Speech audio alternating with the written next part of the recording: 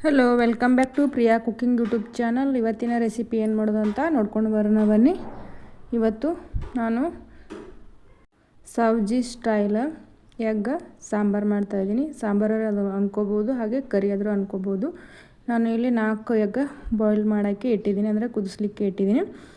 ಯಾರೇ ಈ ರೆಸಿಪಿ ಇಷ್ಟ ಆಗೋದಿಲ್ಲ ಸ್ಕಿಪ್ ಮಾಡಿ, ಇಷ್ಟ ಆದರೆ ನೀವು ನೋಡಿ ನೀವು ಈ ರೆಸಿಪಿನ ಟ್ರೈ ಮಾಡಿ ಹೇಗಾಗಿದೆ ಅಂತ ಕಮೆಂಟ್ ಮಾಡಿ ತಿಳಿಸಿ. ನಾನಿಲ್ಲಿ ಬೆಳ್ಳುಳ್ಳಿ ಸುಲಿದ್ಬಿಟ್ಟು ಇಟ್ಕೊಂಡಿದ್ದೀನಿ, ಹಾಗೆ ಒಂದು ಸ್ವಲ್ಪ ಶುಂಠಿನ ತೊಗೊಂಡಿದ್ದೀನಿ, ಅಲ್ಲ ಹಸಿ ಅಲ್ಲ, ಹಾಗೆ ಒಂದು 2 ಟೊಮೆಟೊ, ಹಾಗೆ ಸ್ವಲ್ಪ ಕೊತ್ತಂಬರಿ.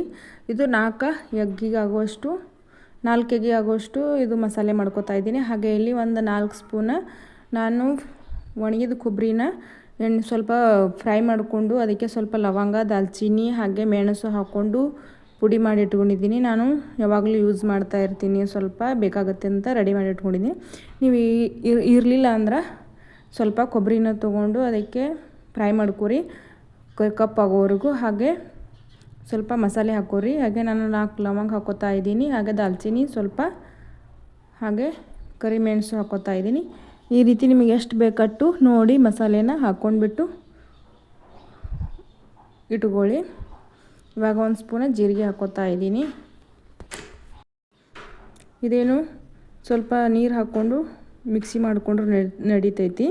ಸೊ ಇವಾಗ ನಾನು ಒಗ್ಗರಣೆ ಹಾಕೋತಾ ಇದ್ದೀನಿ. ಒಗ್ಗರಣೆಗೆ ಎಣ್ಣೆ ಹಾಕೋತಾ ಇದ್ದೀನಿ. ಎಣ್ಣೆ ಸ್ವಲ್ಪ ಜಾಸ್ತಿ ಇರಬೇಕು. ಹಾಗೆ ಈ ಕಡೆ ಎಗ್ ಬಾಯ್ಲ್ ಆಗಿವೆ, ನೋಡ್ತಿರ್ಬೋದು ನೀವು ಎಷ್ಟು ಚೆನ್ನಾಗಿ ಕುದ್ದಿದ್ದಾವೆ ಅಂತ. ಈ ರೀತಿ ಸ್ವಲ್ಪ ಕುದಿಯುವಾಗ ಉಪ್ಪು ಹಾಕಿ, ಸ್ಕಿಪ್ ಮಾಡಿದ್ದೆ ನಾನು ಅಲ್ಲಿ, ಇವಾಗ ಹೇಳ್ತಾ ಇದ್ದೀನಿ. ಉಪ್ಪು ಹಾಕ್ಕೋಬೇಕು, ಸ್ವಲ್ಪ ಚೆನ್ನಾಗಿ ಕುದೀತವೆ. ಹಾಗೆ ಮೇಲ್ಗಡೆ ಸಿಪ್ಪೆನ ನೀಟಾಗಿ ಬಿಡ್ತಾವೆ. ಹಾಗೆ ಇಲ್ಲಿ ಸಾಸಿವೆ ಸ್ವಲ್ಪ ಜೀರಿಗೆ ಹಾಕೋತಾ ಇದ್ದೀನಿ. ನಾನು ಇಲ್ಲಿ ಬೇಕಾದರೆ ಆ್ಯಡ್ ಮಾಡ್ಕೊಳ್ಳಿ, ಇಲ್ಲಾಂದರೆ ಇಲ್ಲ. ಹಾಗೆ ಒಂದು ಈರುಳ್ಳಿನೂ ಆ್ಯಡ್ ಮಾಡ್ಕೋಬೋದು. ನಾವು ಈರುಳ್ಳಿ ಇಷ್ಟ ಆಗಲ್ಲ ಅಂತ ಹಾಕೋತಾ ಇಲ್ಲ. ಇಲ್ಲಿ ನಾನು ಶುಂಠಿ ಬೆಳ್ಳುಳ್ಳಿ ಪೇಸ್ಟ್ ಹಾಕೋತಾ ಇದ್ದೀನಿ. ಹಾಗೆ ನೀವು ಚಿಕ್ಕ ಚಿಕ್ಕದಾಗಿ ಕಟ್ ಮಾಡಿ ಈರುಳ್ಳಿನೂ ಫ್ರೈ ಮಾಡ್ಕೋಬೋದು. ಹಾಗೆ ಇಲ್ಲಿ ನಾನು ಮಸಾಲೆ ಮಾಡಿದ್ನಲ್ಲ, ಆ ಮಸಾಲೆನ ಹಾಕೋತಾ ಇದ್ದೀನಿ. ಇವಾಗ ಮಸಾಲೆನ ಎಣ್ಣೆಯಲ್ಲಿ ನೀಟಾಗಿ ಫ್ರೈ ಮಾಡ್ಕೋಬೇಕು. ಎಷ್ಟು ಚೆನ್ನಾಗಿ ಫ್ರೈ ಮಾಡ್ಕೋತೀವಲ್ಲ ಅಷ್ಟು ಸೂಪರಾಗಿ ಬರ್ತೈತಿ. ಈ ರೀತಿ ಎಣ್ಣೆಯಲ್ಲಿ ಕುದಿಲಿಕ್ಕೆ ಬಿಡಬೇಕು. ಕೊಬ್ಬರಿ ಇರ್ತೈತಲ್ಲ, ಹಾಗೆ ಮತ್ತು ಟೊಮೆಟೊ ಹಸಿದಿರ್ತೈತಿ, ಹಾಗೆ ಎಲ್ಲನೂ ಮಸಾಲೆ ಐಟಮ್ ಇರೋದ್ರಿಂದ ಸ್ವಲ್ಪ ಎಣ್ಣೆಯಲ್ಲಿ ಕುದಿಲಿಕ್ಕೆ ಬಿಡಬೇಕು.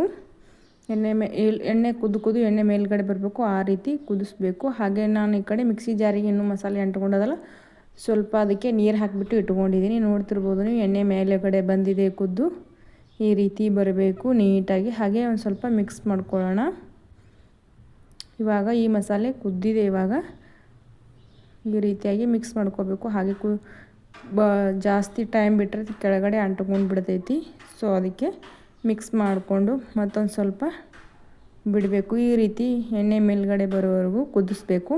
ಆಮೇಲೆ ಇವಾಗ ನಾನು ರುಚಿಗೆ ತಕ್ಕಷ್ಟು ಖಾರ ಹಾಕೋತಾ ಇದ್ದೀನಿ. ಅಂದರೆ ನಾನಿಲ್ಲಿ ಕೆಂಪು ಖಾರನ ಯೂಸ್ ಮಾಡ್ತೀನಿ, ನೀವು ಮಸಾಲೆ ಖಾರನೂ ಯೂಸ್ ಮಾಡ್ಬೋದು, ನಿಮ್ಗೆ ಯಾವ್ದು ಇಷ್ಟ ಆಗುತ್ತಲ್ಲ ಅದು. ಯಾಕಂದರೆ ಆಲ್ರೆಡಿ ನಾವು ಇಲ್ಲಿ ಮಸಾಲೆ ಹಾಕಿರೋದ್ರಿಂದ ನಾನು ಕೆಂಪು ಖಾರ ಯೂಸ್ ಮಾಡ್ಕೋತಾ ಇದ್ದೀನಿ. ಟೇಸ್ಟ್ ಮಾತ್ರ ಬೇರೆ ಬರ್ತೈತಿ. ಸೊ ನೀವು ಅದನ್ನಾದರೂ ಯೂಸ್ ಮಾಡ್ಬೋದು, ಇಲ್ಲ ಸ್ವಲ್ಪ ಏನಾದರೂ ಹಾಕ್ಕೋಬೋದು.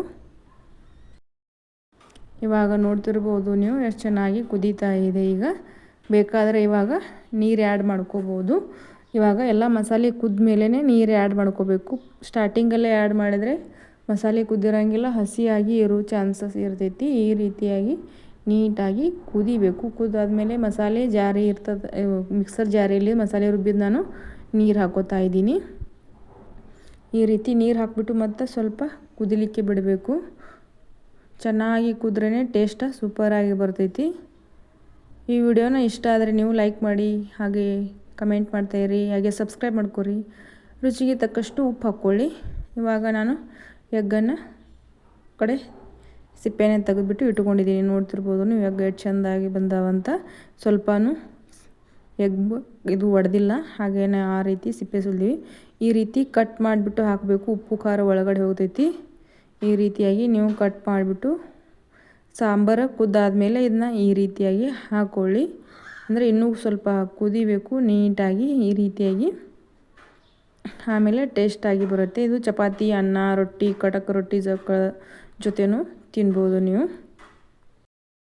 ಇವಾಗ ಇನ್ನೂ ಸ್ವಲ್ಪ ಕುದಿಲಿಕ್ಕೆ ಬಿಡೋಣ. ಇವಾಗ ಈ ರೀತಿ ನೀಟಾಗಿ ಕುದ್ರೆ ಚೆನ್ನಾಗಿ ಬರುತ್ತೆ ಮಸಾಲೆ. ಥರ ಚೆನ್ನಾಗಿ ಬರ್ತೈತಿ. ಸ್ಮೆಲ್ ಅಂತೂ ಸೂಪರಾಗಿ ಬರತ್ತಿತ್ತು. ಈ ರೀತಿಯಾಗಿ ಮಾಡ್ಕೊಂಡು ತಿಂದರೆ ಮಳೆಗಾಲದಲ್ಲಿ ಇಷ್ಟಪಡೋರು, ಎಗ್ ತಿನ್ನದೇ ಇರೋರು ಸ್ಕಿಪ್ ಮಾಡಿ. ಹಾಗೆ ಬೇಜಾರು ಮಾಡ್ಕೋಬೇಡಿ ಎಗ್ ರೆಸಿಪಿ ಹಾಕಿದ್ದೀವಿ ಅಂತ. ನಾವು ಎಗ್ ರೆಸಿಪಿ ಹಾಕಿದ್ದಕ್ಕೆ ನೀವು ನೋಡದೇ ಇರೋರು ಸ್ಕಿಪ್ ಮಾಡ್ಕೊಂಡ್ಬಿಡಿ, ತಿನ್ನದೇ ಇರೋರು. ಈ ರೀತಿಯಾಗಿ ಕುದ್ಮೇಲೆ ಇದನ್ನು ಇವಾಗ ಆಫ್ ಮಾಡ್ಕೋಬೇಕು. ವಿಡಿಯೋನ ಇಷ್ಟ ಆದರೆ ಲೈಕ್ ಮಾಡಿ, ಶೇರ್ ಮಾಡಿ. ಹಾಗೆ ಹೊಸದಾಗಿ ನೋಡೋರು ಸಬ್ಸ್ಕ್ರೈಬ್ ಮಾಡಿಕೊಂಡು ನೋಡಿ. ಹಾಗೆ ನೀವು ಟ್ರೈ ಮಾಡಿ ಮನೆಯಲ್ಲಿ.